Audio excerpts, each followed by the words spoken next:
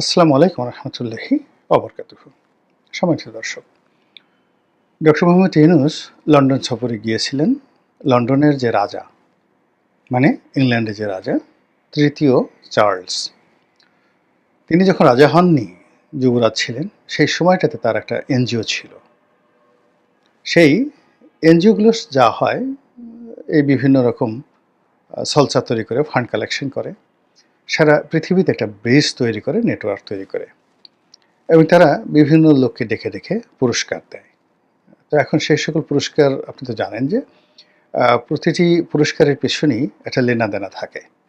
যেমন দেখা গেল যে উগান্ডার ধলু মিয়াকে একটা পুরস্কার দেয়া হবে। এখন ব্রিটেনের রাজার হাত থেকে একটা পুরস্কার নেবে, ধলু মিয়া এটা নিয়ে মানে উগান্ডাতে গিয়ে ভীষণ রকম বোমা ফাটাবে, ঢোল বাজাবে যে আমি কি আর যেন তেন মানুষ, আমাকে ব্রিটেনের রাজা ডেকে নিয়ে নিজ হাতে পুরস্কার দিয়েছেন, আমি আর এখন ধলু মিয়া নই, ইত্যাদি ইত্যাদি অনেক কিছু। তো এই কারণে ধলু মিয়ারই যে সম্মান বাড়ে, এই জন্য রাজার যে এনজিও, সেই এনজিওকে অনেক সময় ধলু মিয়া দেখা গেল ১০০ কোটি টাকা দিয়ে দিল, ২০০ কোটি টাকা দিয়ে দিল।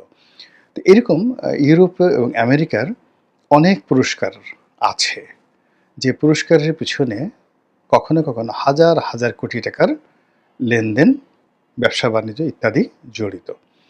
তো যা হোক, এই যে ব্রিটেনের রাজা তৃতীয় চার্লস, তিনি ডক্টর মোহাম্মদ ইউনূসকে যে পুরস্কার দিলেন, কেন দিলেন, কি কারণে দিলেন, কিভাবে দিলেন, কিভাবে ডক্টর মোহাম্মদ ইউনূস এই পুরস্কার পেলেন, কেন পেলেন, এসব নিয়ে আমাদের কোনো আগ্রহ নেই, একেবারে আগ্রহ নেই। এর কারণ হলো যে একজন মানুষের প্রতি আগ্রহ থাকার জন্য যে ধরনের পরিবেশ পরিস্থিতির দরকার, সেটি ডক্টর মোহাম্মদ ইউনূস অনেক আগে নষ্ট করে ফেলেছেন। ফলে এখন তিনি ইংল্যান্ডে গেছেন, যাওয়ার পরে সেখানে ইতিবাচক বিষয়ের চাইতে নেতিবাচক যে বিষয়গুলো, সেই বিষয়গুলো নিয়ে আমরা বেশি আলোচনা করছি। এবং আপনি দেখবেন আমাদের সমাজের অপছন্দের মানুষগুলো যখন বিপদে পড়ে, আমরা ভীষণ রকম খুশি হই। কেউ আছাড় খেলো, কেউ কারো ডায়রিয়া হইলো, তারপরে কেউ বা হয়তো দেখা গেল যে পানিতে ডুবে মরে গেল, কারো সারা শরীরে কুষ্ঠ হলো। তো ওই ভদ্রলোক যতই কষ্ট মানে পাক না কেন, কিন্তু যেহেতু আমরা তাদেরকে ঘৃণা করি, অপছন্দ করি, এজন্য তার দুরবস্থাকে নিয়ে আমরা সবসময় উল্লাস প্রকাশ করি। এটা একটা হিউম্যান সাইকোলজি, মানুষের একটা মনোবিজ্ঞানের বা মনোজাগতিকের একটা উপাখ্যান এই বিষয়টি। তো সেই দিক থেকে যেহেতু ডক্টর মোহাম্মদ ইউনূসের জনপ্রিয়তায় ধস নেমেছে, তার সম্পর্কে মানুষের নেতিবাচক চিন্তা প্রবল, ফলে ইংল্যান্ডে তার ভালো ভালো দিক কি হলো না হলো সেই বিষয়ের চাইতে তিনি কোথায় হোঁচট খেয়েছেন, কোথায় ভুল করেছেন, তার জন্য কী কী সম্ভাব্য বিপদ হতে পারে, আপদ হতে পারে, এই বিষয়গুলো নিয়ে বাংলাদেশে খুব বেশি আলোচনা হচ্ছে। তো সেই আলোচনার মধ্যে এখন সবাই বলাবলি করার চেষ্টা করছে দুটো বিষয়, ৩টে বিষয়। ১ নম্বর বিষয় হলো যে টিউলিপ সিদ্দিকী তাকে একটা চিঠি লিখে তাকে আসলে ভীষণ রকম বিপদে ফেলে দিয়েছেন। যদিও টিউলিপ সিদ্দিকের এই চিঠিটি যদি অন্য সময় হতো, এটা কোনো আলোচনার বিষয় হয়তো হতো না। কিন্তু যেহেতু ডক্টর মোহাম্মদ ইউনূস এখন একটু চাপের মধ্যে আছেন, এজন্য টিউলিপ সিদ্দিকীর চিঠিটিকে বড় বানিয়ে অনেক মানুষ ডক্টর মোহাম্মদ ইউনূসের উপর ঝাল ঝাড়ার চেষ্টা করছেন, এবং যারা ঝাল ঝাড়ার চেষ্টা করছেন তারা হয়তো অনেকে আওয়ামী লীগ করেন না, এমনকি টিউলিপ সিদ্দিকীকে পছন্দ করেন না, কিন্তু ওটার উদ্দেশ্য নিয়ে তিনি বলার চেষ্টা করছেন যে একটা বাচ্চা মেয়ে তার সাথে বুদ্ধিতে পেরে উঠলেন না, কিংবা শেখ হাসিনার যে বোনের মেয়ে, যার বিরুদ্ধে বিচার প্রক্রিয়া চলছে বাংলাদেশে, এবং যাকে ধরে এনে বাংলাদেশে অ্যারেস্ট করার জন্য, একটা গণমত তৈরি করার জন্য, আন্দোলন তৈরি করার জন্য যেখানে ইউনূস সরকার সচেষ্ট, সেখানে সেই টিউলিপ সিদ্দিকীর কূটচালে তিনি সেখানে পরাজিত হলেন, তিনি বিব্রত হলেন, এবং শেষমেশ তার যে দুর্ভোগ দুর্দশা হলো ইংল্যান্ডে, সব কিছুর জন্যই টিউলিপ সিদ্দিকীকে ইউনূস বিরোধী যারা রয়েছেন তারা মানে ক্রেডিট দিচ্ছেন টিউলিপ সিদ্দিকীকে, আর তাকে বলছেন যে যে টিউলিপ সিদ্দিকীর সাথে পারে না, সে আর অমুকের সাথে কি পারবে, তো ইত্যাদি কথাবার্তা। সবচেয়ে বেশি বিপদে পড়েছেন তিনি, সেটা হলো ব্রিটিশ প্রধানমন্ত্রীর সঙ্গে তার দেখা করার চেষ্টা, এবং এই বিষয়টি কূটনৈতিকভাবে মোকাবেলা করতে না পারে, এবং সর্বশেষ ব্রিটিশ প্রধানমন্ত্রীর দপ্তর থেকে তাকে না করে দেওয়া। এখন আমার কাছে যেটা মনে হয়েছে যে তিনি যদি শুধুই বলতেন যে আমি একটা পুরস্কারের জন্য যাচ্ছি, এখানে অন্য কোনো সরকারি দায়িত্ব নাই, কর্ম নাই, তাহলে এটা তার জন্য খুব নিরাপদ হতো। দ্বিতীয়ত তিনি যদি সবকিছু বাদ দিয়ে যদি বলতেন যে আমি আসলে রাজনীতির জন্য ইংল্যান্ডে যাচ্ছি, সেখানে তারেক রহমান সাহেবের সঙ্গে একটা বৈঠকের জন্য যাচ্ছি, আর বৈঠকের এই সময়টির মধ্যেই যেহেতু একটা পুরস্কার হচ্ছে এবং সেখানে আমার নাম আছে, এইজন্য আমি খরচটা কমানোর জন্য, রাষ্ট্রীয় খরচটা কমানোর জন্য আমি দুটো প্রোগ্রাম একসাথে রেখেছি এবং ব্রিটিশ সরকারের সাথে আমার কোনো লেনাদেনা নেই। এভাবে যদি তিনি খুব স্ট্রেট এবং ফরওয়ার্ড ওয়েতে কথাগুলো বলতেন, তাহলে আমরা সমালোচনা করার সুযোগ পেতাম না। কিন্তু তিনি যেহেতু পলিটিক্স করেছেন, তার লোকজন যারা আছে তারাও পলিটিক্স করেছে, আর এখন সেই পলিটিক্সের একেবারে যাকে বলা হয় বলির পাঠা হয়ে পড়েছেন তিনি এবং তার যারা লোকজন তারা সবাই। তো যাই হোক, এখন ব্রিটিশ প্রধানমন্ত্রী তার সঙ্গে দেখা করেননি, যদিও এটি তার প্রোটোকলের মধ্যে ছিল না, অর্থাৎ ডক্টর মোহাম্মদ ইউনূস কিংবা ব্রিটিশ প্রধানমন্ত্রী তাদের যে শিডিউল অফ বিজনেস এই মুহূর্তে রাষ্ট্রীয় পর্যায়ে তেমন কিচ্ছু নেই যে দুজনের দেখা সাক্ষাৎ হতে পারে। দেখা সাক্ষাৎ হলে বড়জোর একটা ফটো সেশন হতো, হ্যান্ডশেক হতো, তুমি কেমন আছো, আজকের আবহাওয়াটা কেমন, ইত্যাদি কথাবার্তা হতো। কিন্তু ওইরকম গুরুত্বপূর্ণ তাদের মধ্যে কিছু ছিল না। কাজেই এই একটা অপ্রয়োজনীয় বিষয়টিকে সামনে এনে, অর্থাৎ তার সঙ্গে দেখা করতে যাওয়ার যে চেষ্টা, এটাই ডক্টর মোহাম্মদ ইউনূসের ভুল হয়ে গেছে।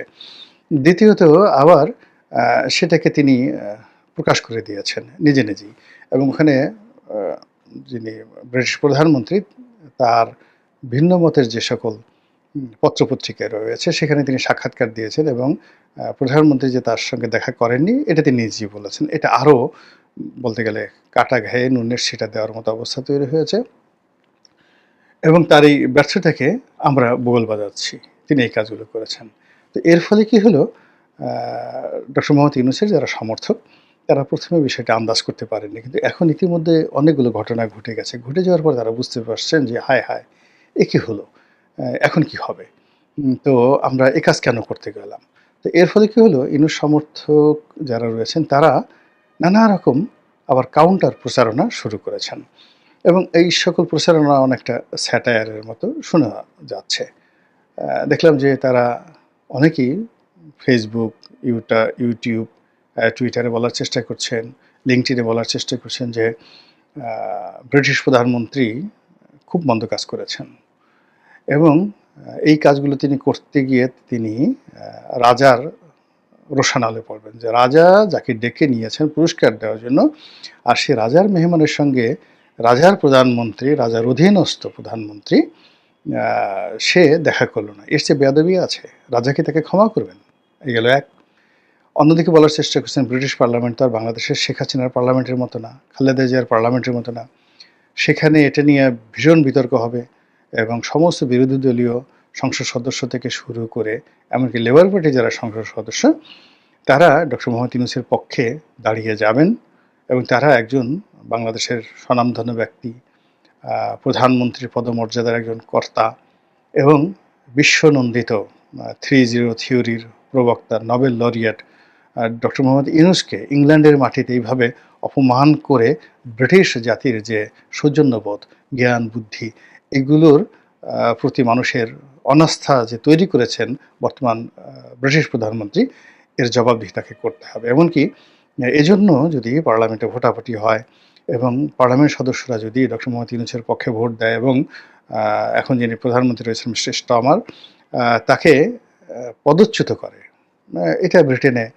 অস্বাভাবিক কোনো বিষয় না। এরকম অহরহ অনেক প্রধানমন্ত্রী চলে যায়, যেভাবে ডেভিড ক্যামেরন গেছেন, যেভাবে বরিস জনসন গেছেন, তারপরে থেরেসা মে গেছেন, অনেকেই গেছেন, ট্রসকান গেছেন, অনেকগুলো প্রধানমন্ত্রী চলে গেছেন, তো উনিও চলে যাবেন, এটা অনেকে বলার চেষ্টা করেছেন। আবার অনেকে বলার চেষ্টা করছেন যে এই লোকটার কি অর্থাৎ ব্রিটিশ প্রধানমন্ত্রীর কি মান সম্মান নাই? টিউলিপের মতো একটা পিচ্চি মেয়ের সাথে তার বন্ধুত্ব, তাও আবার এশিয়ান, এবং সেই মেয়ের কথা মতো সেই মেয়ে কুটনামি করেছে, কানে কানে কান পড়া দিয়েছে, সেই কান পড়া শুনে সে ডক্টর ইউনূসের মতো এরকম একজন বিশ্বনন্দিত বটবৃক্ষ, তাকে এইভাবে অপমান করার মতো অর্বাচীনতা তিনি কী করে দেখালেন? এইরকম অর্বাচীন লোককে যদি ব্রিটেনের প্রধানমন্ত্রী রাখা হয়, তাহলে ইউক্রেন যুদ্ধে এই ব্রিটেন এখন যে গুরুত্বপূর্ণ ভূমিকা পালন করেছে, ফলে কবে রাশিয়ার বোমা এসে ইংল্যান্ডের উপর পড়ে তার কোনো ইয়াত্তা নেই, কাজে একে রাখা যাবে না। এরকম নানা রকম কথাবার্তা যারা ইউনূস সাহেবের পক্ষের লোক তারা প্রচার করার চেষ্টা করছেন যে এই যাত্রায় মানে যা কিছু করা হয়েছে এটার ফল তাকে ভোগ করতেই হবে এবং আমেরিকাও ছাড়বে না। আমেরিকার তাদের যে পছন্দের মানুষ ডক্টর মোহাম্মদ ইউনূস, তাকে নিয়ে এভাবে ইংল্যান্ডে অপমান করা হলো, এটা সহজে আমেরিকা ছাড়বে না। এইরকম যেমন তার পক্ষে কথা হচ্ছে, তার সঙ্গে সঙ্গে আবার যারা প্রতিপক্ষ তারাও ঠাট্টা মশকরা কম করছে না। তারা বারবার বলার চেষ্টা করছেন, বারে বারে ঘুঘু তুমি খেয়ে যাও ধান, হ্যাঁ তো এইবার পেয়েছি তোমায়। তো এখন সে গত 10 মাসে 11 বার বিদেশ ভ্রমণ করলো, সববারই সে শুধু মানুষকে ডাব্বা খাইয়েছে, এখানে ওটা করেছে, ওখানে ওটা করেছে, তুরস্ক হাসপাতাল করে দেবে, চায়না হাসপাতাল করে দেবে, তারপরে শেষে পাকিস্তান এটা করে দেবে, ওটা করে দেবে, নানা রকম গল্প গুজব করে গত 10 মাসে তার 10টি 11টি ভ্রমণকে জায়েজ করার জন্য তিনি অনেক কিছু করেছেন। কিন্তু এইবার প্রকৃতি তাকে এমন একটা শিক্ষা দিয়েছে, এইবার তিনি আর নেহি গল্প, কোনো গল্প আর তিনি ছাড়তে পারবেন না। এবং সর্বশেষ যেটা সবাই বলি করছে, বিএনপির যারা লোকজন তারা তো অবশ্যই বলছেন যে ডক্টর মোহাম্মদ ইউনূস যদি শেষ পর্যন্ত তারেক রহমান সাহেবের দ্বারস্থ না হতেন এবং তারেক রহমান সাহেবের সাথে দেখা করে তিনি নিজের ইজ্জত বাঁচিয়েছেন, এবং তারেক রহমান সাহেব যদি দয়া পরবশ না হয়ে যদি রূঢ় হতেন এবং তার সঙ্গে দেখা না করতেন, তাদের বৈঠক না হতো, তাহলে ডক্টর মোহাম্মদ ইউনূসের না জানি কি হতো। তো এই যে দেখুন, একজন সর্বজন শ্রদ্ধেয় ব্যক্তি যিনি কিনা আগস্টের আগ পর্যন্ত বাংলাদেশের সকলের নিকট কাঙ্ক্ষিত পুরুষ ছিলেন, এই গত 10 মাসের বিরূপ পরিবেশ, বিরূপ আবহাওয়া, বিরূপ কর্মকাণ্ড, বিরূপ মন্তব্য, বিরূপ বডি ল্যাঙ্গুয়েজ এবং বিরূপ পরিস্থিতির কবলে পড়ে কতটা অসহায়, কতটা দুর্বল, কতটা দুর্গন্ধযুক্ত, কতটা যাকে বলা হয় ডিসগাস্টিং হয়ে পড়েছেন, যে আমরা এখন সেই মানুষটিকে নিয়ে কী ধরনের কথাবার্তা বলছি। আল্লাহ আমাদের সবাইকে হেদায়েত দান করুন এবং হেফাজত করুন। আসসালামু আলাইকুম ওয়া রাহমাতুল্লাহি ওয়া বারাকাতুহু।